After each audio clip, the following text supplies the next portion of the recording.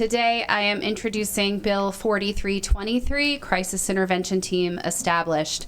This legislation would improve our county's response to individuals in crisis using a model that is effective at de-escalating violent situations, diverting individuals from the criminal justice system, and increasing access to needed follow-up services. Specifically, this bill aims to create crisis intervention teams, or CIT, as a joint program of the Department of Health and Human Services and the Montgomery County Police Department. Each team would be composed of one clinician and one officer who co-locate, co-deploy, and co-respond to individuals who are experiencing a behavioral health crisis and pose a danger to themselves and or others. I want to emphasize that because this is not to take the place of our existing mobile crisis teams, and certainly where it's determined that a clinician-only response is the most appropriate, that should be continued. The CIT model prioritizes a more efficient and appropriate allocation of resources by making sure that the right people respond to a call and recognizing that we have a spectrum of needs and a wide spectrum of types of service calls.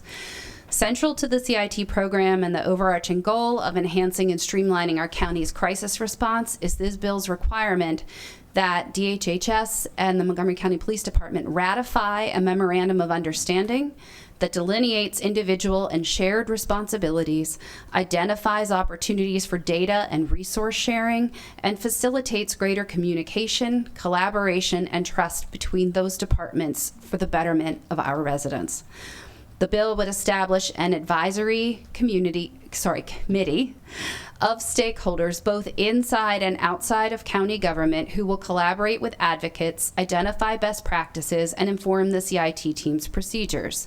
This advisory body will also liaise with the new State CIT Center for Excellence, which was created via legislation in 2020 at the state level within the Governor's Office of Crime Prevention, Youth and Victim Services, for the purpose of issuing guidance to our local jurisdictions, our counties, so that CIT is adopted and implemented by all Maryland jurisdictions in a coordinated fashion.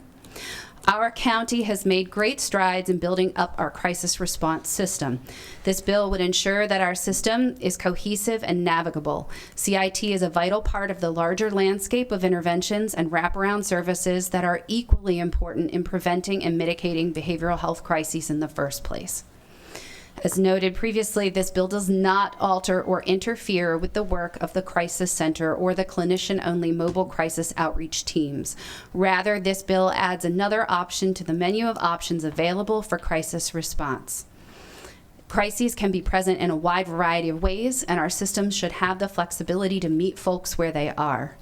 As the experts, the Crisis Center and Emergency Communications Center will continue to determine whether a situation constitutes a safety risk to the individual in crisis or to the responding clinician, and MCOTs will continue to be empowered to respond without law enforcement when there isn't a safety risk present.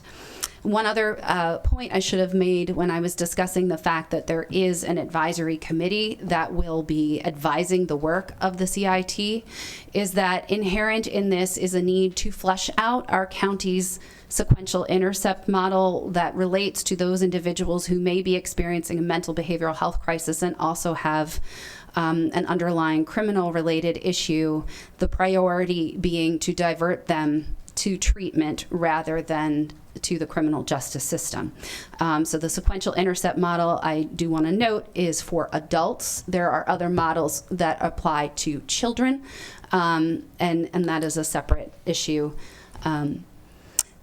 Since the January joint Health and Human Services and Public Safety briefing that we held about behavioral health crisis response, I've collaborated with stakeholders who work on this issue in our county and also consulted with other jurisdictions to learn about their best practices in order to create a bill, the bill you see here before you today. Thank you for your consideration, and I welcome a robust discussion of this legislation. Thank you.